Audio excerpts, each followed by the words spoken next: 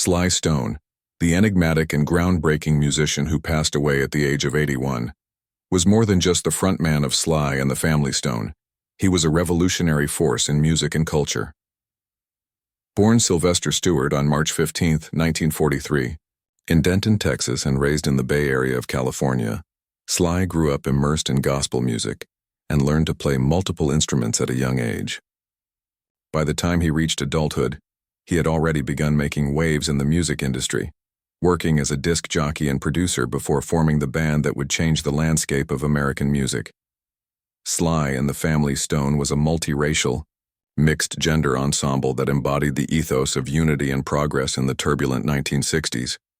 Their music was a radical blend of soul, funk, rock, and psychedelia, breaking down not only musical boundaries, but also social ones. The group's breakthrough album Stand, 1969, included powerful tracks like Everyday People and I Want to Take You Higher, anthems that became rallying cries for peace, love, and equality. Sly's ability to seamlessly merge infectious grooves with socially conscious lyrics set a new standard for what pop music could achieve. The band's 1971 masterpiece, There's a Riot Going On, marked a darker, more introspective turn, reflecting the disillusionment of the post-1960s era. It was revolutionary not just for its themes, but also for its production. Sly recorded much of it by himself, layering tracks in a home studio, pioneering techniques that would influence countless artists in hip-hop, R&B, and electronic music. The album's murky sound and brooding mood were a stark contrast to the optimism of earlier hits, but it was no less impactful.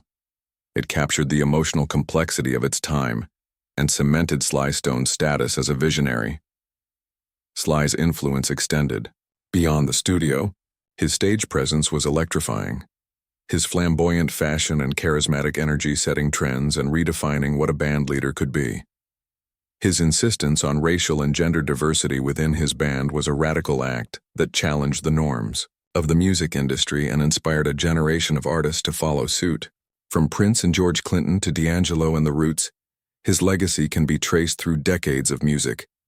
Yet Sly Stone's story was also one of profound personal struggle. As his fame skyrocketed, so did his battles with substance abuse, paranoia, and the pressures of celebrity. By the mid-1970s, his erratic behavior led to canceled shows and fractured relationships within the band. Although he released music sporadically in the decades that followed, he largely withdrew from public life, becoming something of a mythical figure, a genius obscured by his own shadows. Despite these challenges, the reverence for his work only grew. He was inducted into the Rock and Roll Hall of Fame in 1993, alongside the Family Stone, and his influence was repeatedly acknowledged in tributes, samples, and homages from contemporary artists. His music was sampled by hip-hop legends like Tupac, Shakur, and Public Enemy, and his vision of a genre-less, barrier-breaking sound continues to inspire musicians today. In his later years, there were brief, poignant returns to the spotlight, a surprise appearance at the 2006 Grammy Awards, a memoir released in 2023. But Sly remained elusive. His life was one of extremes, unparalleled creativity and devastating isolation, jubilant innovation and harrowing decline. Through it all, the power of his music endured. Sly Stone's death marks the end of an era, but his spirit lives on in the grooves of every record he made and in the hearts of every artist he inspired. He was more than a musician. He was a cultural force who changed the way we think about sound, identity, and possibility. As the world remembers him, it is clear that the family he created through music is still very much alive.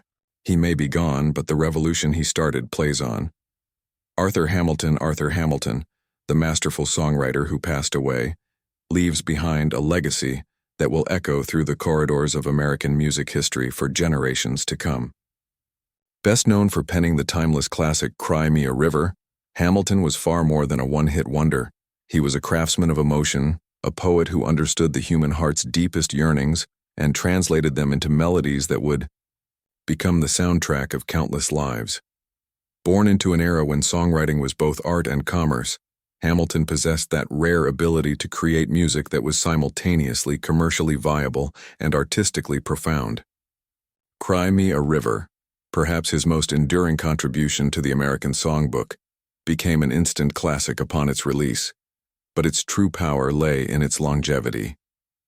The song transcended its original recording, becoming a standard that would be interpreted by jazz legends, pop icons, and emerging artists across multiple generations.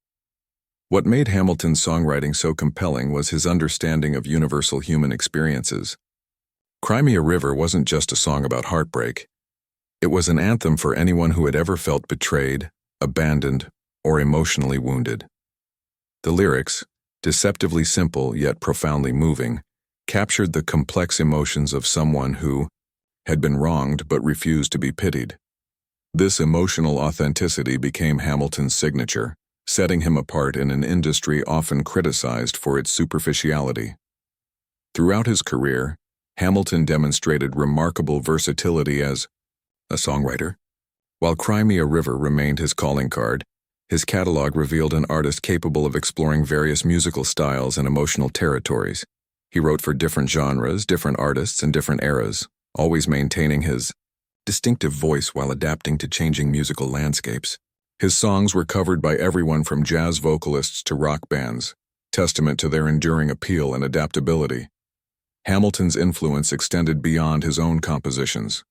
He was part of a generation of songwriters who elevated popular music from mere entertainment to genuine art form. Working during the golden age of American popular music, he contributed to a cultural movement that saw songs become vehicles for complex emotional expression and social commentary. His work helped establish the template for what great songwriting could achieve. The business side of music often overshadowed the artistry, but Hamilton managed to navigate both worlds successfully. He understood that great songs needed to reach audiences to have impact, and he worked tirelessly to ensure his compositions found their way to the right performers and the right audiences. His professional relationships with singers, producers, and music industry executives were built on mutual respect and shared commitment to musical excellence. In his later years, Hamilton witnessed the transformation of the music industry through technological advances and changing consumer preferences. Yet his songs remained relevant, finding new audiences through streaming platforms, movie soundtracks, and television shows. Cry Me a River continued to be discovered by new generations, proving that truly great songwriting transcends temporal boundaries. Hamilton's personal life remained relatively private, but those who knew him described a man deeply committed to his craft. He approached songwriting with the dedication of a scholar and the passion of a true believer. Even as musical trends shifted around him, he remained focused on the fundamental elements that made songs memorable: melody, lyrics, and emotional truth. The passing of Arthur Hamilton marks the end of an era in American songwriting. He belonged to a generation of composers who understood that songs were more than entertainment. They were emotional artifacts that could capture and preserve human experience. His legacy lives on, not just in his own compositions, but in the countless songwriters he inspired to pursue excellence in their craft.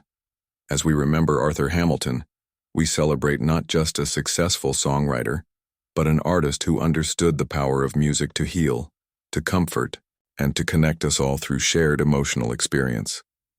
Barbara Ferris, the enchanting English actress who graced screens and stages throughout the 1960s, has passed away, leaving behind a legacy of elegance, talent, and timeless performances that captured the spirit of one of cinema's most dynamic decades. Her death marks the end of an era, closing a chapter on the golden age of British cinema when actresses like Ferris embodied both the sophistication of classical Hollywood and the revolutionary energy of the swinging 60s.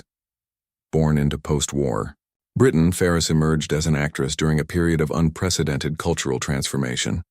The 1960s were a time when London became the center of global fashion, music, and cinema, and Ferris was perfectly positioned to embody this cultural renaissance. Her natural elegance and refined acting ability made her a sought-after performer who could seamlessly transition between the demands of stage and screen, bringing depth and authenticity to every role she undertook. What distinguished Ferris from her contemporaries was her remarkable versatility. While many actresses of her era were typecast into specific roles, Ferris demonstrated an impressive range that allowed her to tackle diverse characters across different genres. Whether appearing in intimate dramas that explored the complexities of human relationships or lighter comedic roles that showcased her natural charm, she brought a level of professionalism and artistic integrity that elevated every production she joined. Her screen presence was particularly noteworthy. In an era when the camera was becoming increasingly sophisticated and audiences more discerning, Ferris possessed that rare quality of being completely natural on film. She never seemed to be acting. Instead, she inhabited her characters so completely that audiences forgot they were watching a performance. This authenticity was perhaps her greatest gift as an actress, allowing viewers to connect emotionally with the stories she helped tell. The 1960s British film industry was experiencing a renaissance, with directors like Tony Richardson, Carol, Rees and Lindsay Anderson creating works that would define British cinema for generations. Ferris was part of this movement, contributing to films that captured the social and cultural changes sweeping through Britain. Her performances helped document a pivotal moment in British history, when traditional class structures were being challenged and new forms of artistic expression were emerging.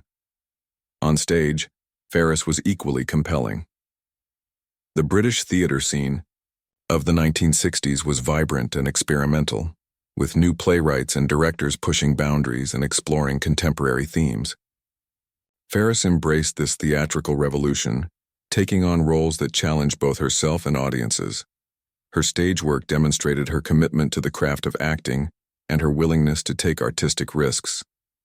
Beyond her professional achievements, Ferris represented a particular type of 1960s femininity, sophisticated yet approachable, elegant yet modern.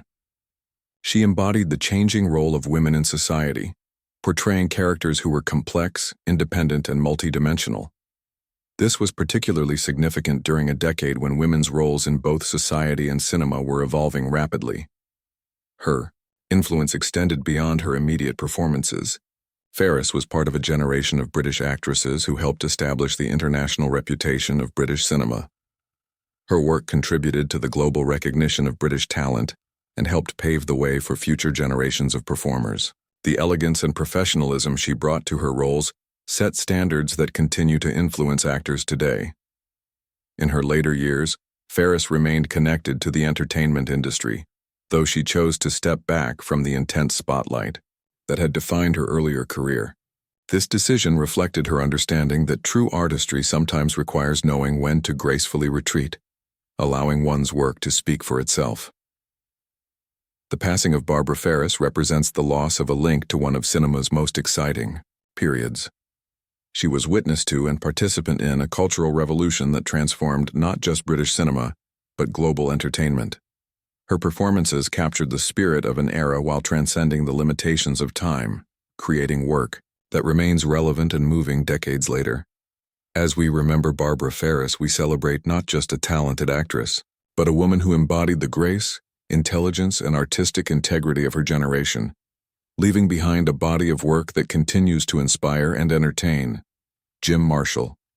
Jim Marshall, the visionary entrepreneur whose revolutionary amplification technology powered the sound of rock and roll for generations, has passed away, leaving behind a legacy that literally shaped the sonic landscape of modern music. As the founder of Marshall Amplification, Marshall didn't just create products, he engineered the very sound that would define rock music, making his company's distinctive logo as recognizable as any band's name and his amplifiers as essential to rock history as the guitars they powered.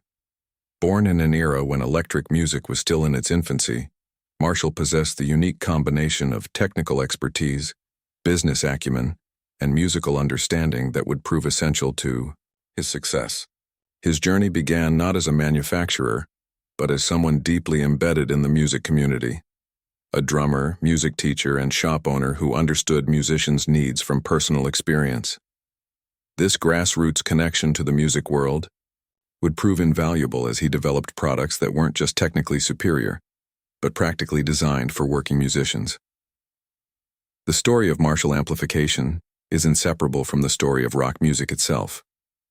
When Marshall began developing his amplifiers in the early 1960s, He was responding to a specific need expressed by young British musicians who were creating a new sound, but couldn't find amplification equipment that could deliver the power and tone they required. Working closely with musicians like Pete Townshend of The Who, Marshall developed amplifiers that could not only handle the volume demands of rock music, but actually contribute to its distinctive sound.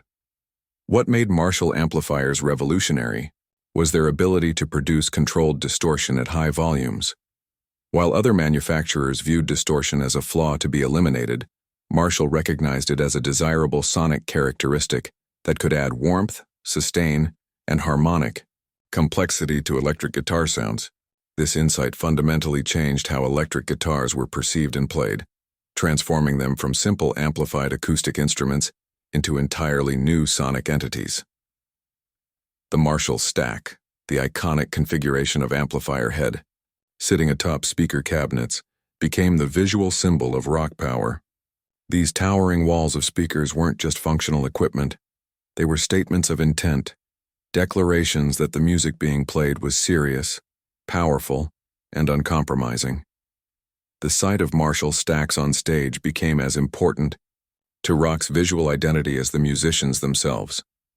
Marshall's influence extended across every genre of rock music, from the blues rock pioneers of the 1960s to the heavy metal innovators of the 1970s and 1980s, from punk rockers to alternative musicians.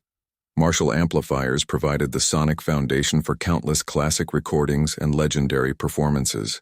Guitar heroes like Jimi Hendrix, Eric Clapton, Jimmy Page, and Eddie Van Halen all relied on Marshall amplification to achieve their signature sounds. The company's success wasn't just about superior products, it was about understanding the culture of rock music. Marshall recognized that musicians weren't just buying amplifiers, they were investing in their sound, their image, and their artistic identity. The company cultivated relationships with artists, providing not just equipment, but partnership in the creative process. This approach created loyalty that extended far beyond simple brand preference.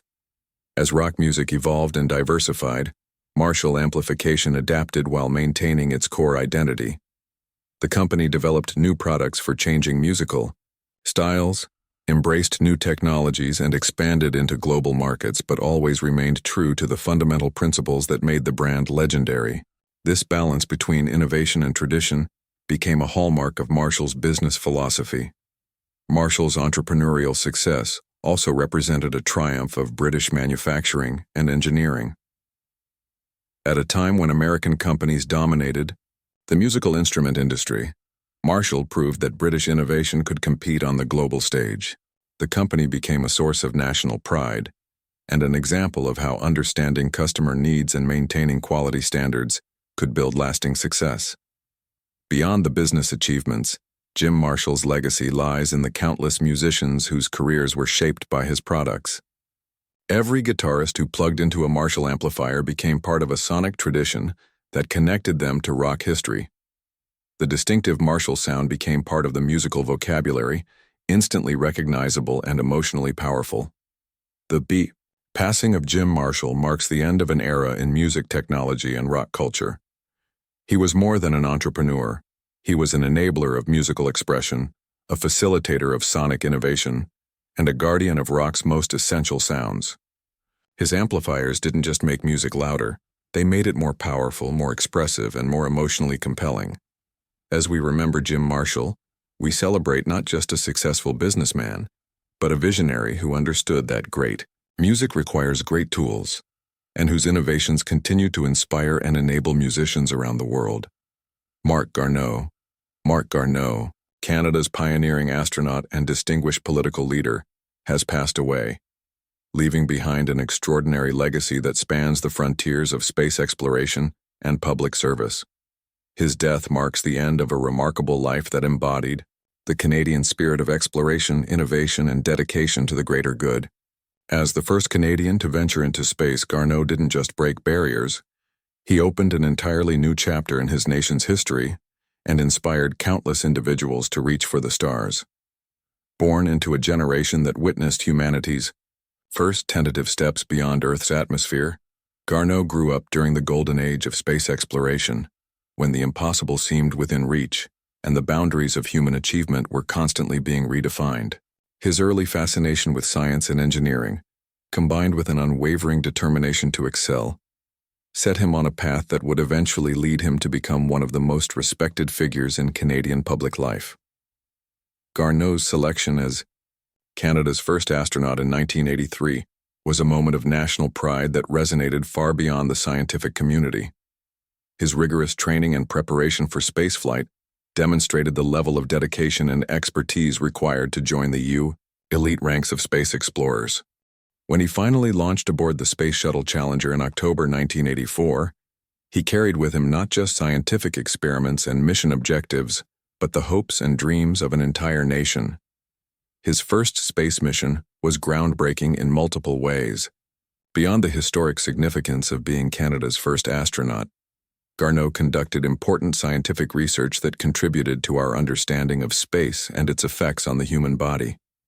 His work in microgravity environments helped advance space science and laid the groundwork for future Canadian participation in international space programs. The images of Garneau floating in the shuttle's cabin, conducting experiments with characteristic precision and enthusiasm, became iconic symbols of Canadian achievement. Garneau's space career didn't end with that first historic flight. He returned to space twice more, in 1996 and 2000, each mission building upon his growing expertise and contributing to increasingly sophisticated scientific research. His multiple flights established him as one of the world's most experienced astronauts and demonstrated Canada's continued commitment to space exploration. Each mission brought new challenges and opportunities, and Garneau approached them all with the same methodical preparation and infectious enthusiasm that had characterized his first flight. What distinguished Garneau from many of his contemporaries was his ability to communicate the wonder and importance of space exploration to the general public. He understood that space missions weren't just technical achievements, they were human endeavors that could inspire and educate.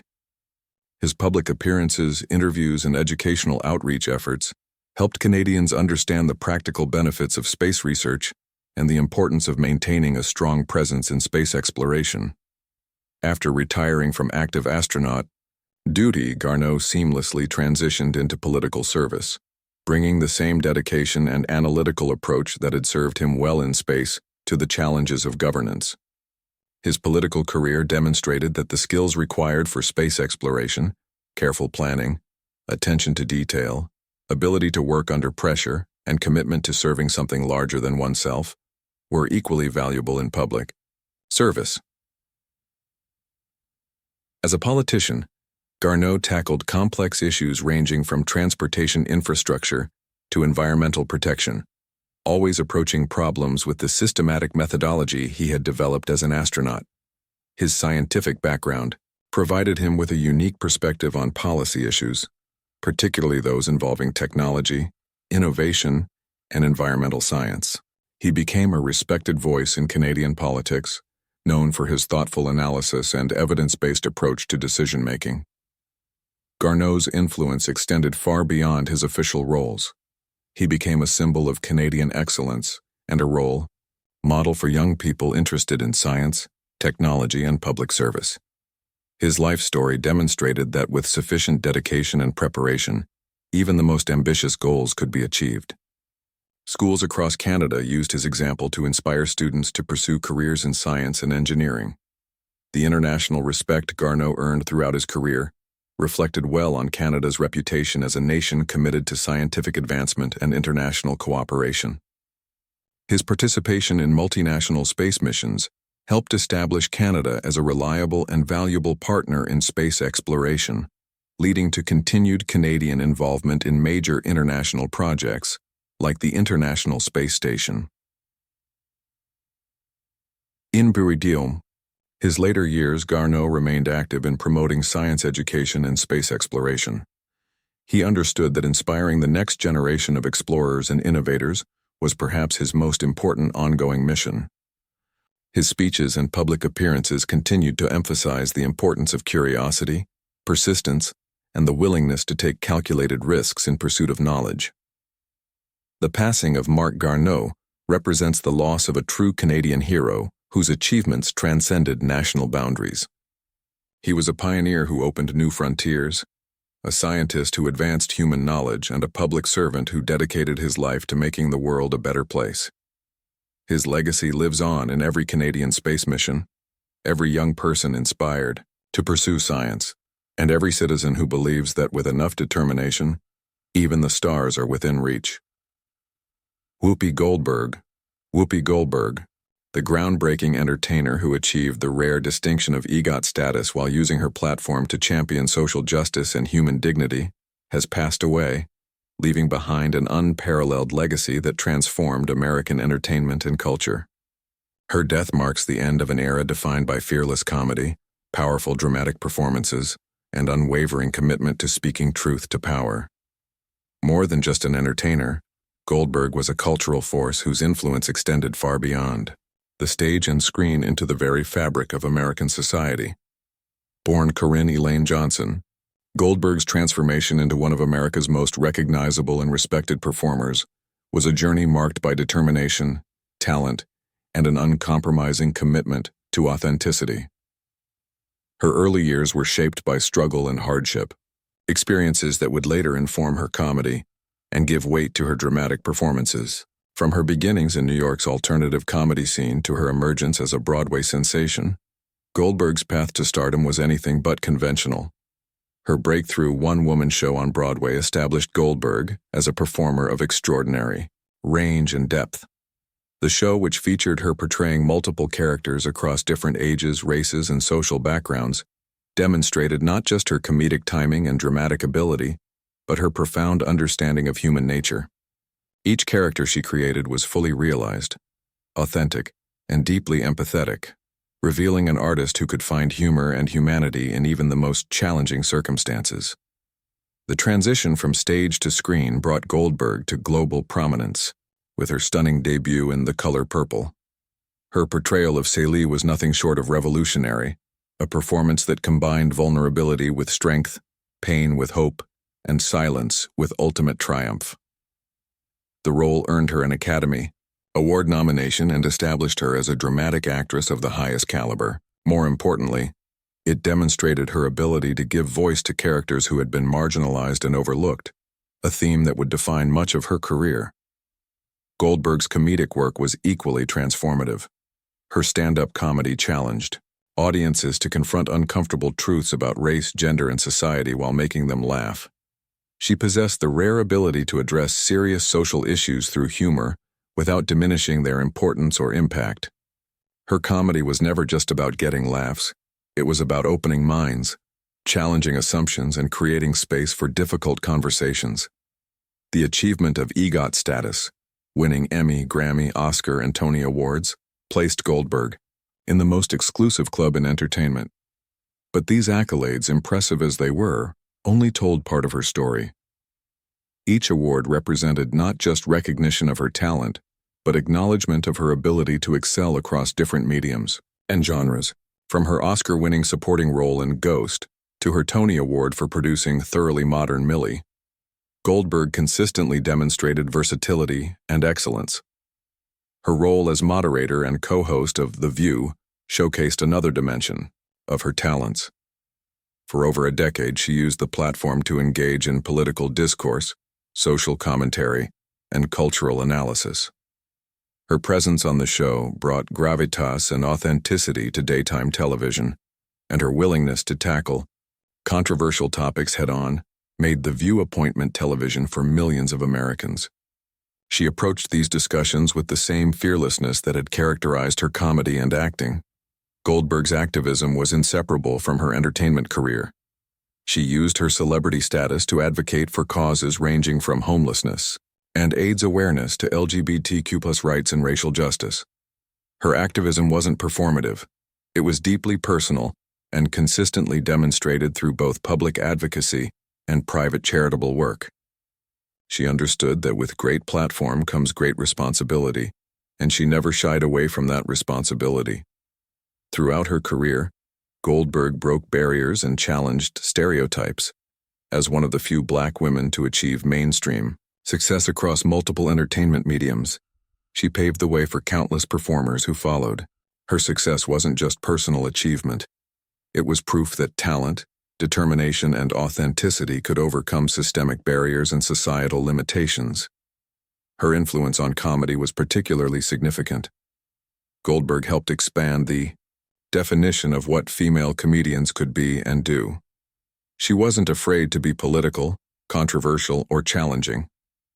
Her comedy addressed topics that others avoided, and she did so with intelligence, insight, and unflinching honesty. This approach influenced a generation of comedians who saw in her example the possibility of using humor as a tool for social change. The passing of Whoopi Goldberg represents the loss of a true original, an artist who couldn't be categorized, contained, or replicated. She was simultaneously comedian and dramatic actress, entertainer and activist, celebrity and everywoman. Her legacy lives on in every performer who dares to be authentic, every activist who uses their platform for good, and every person who believes that laughter and truth can change the world.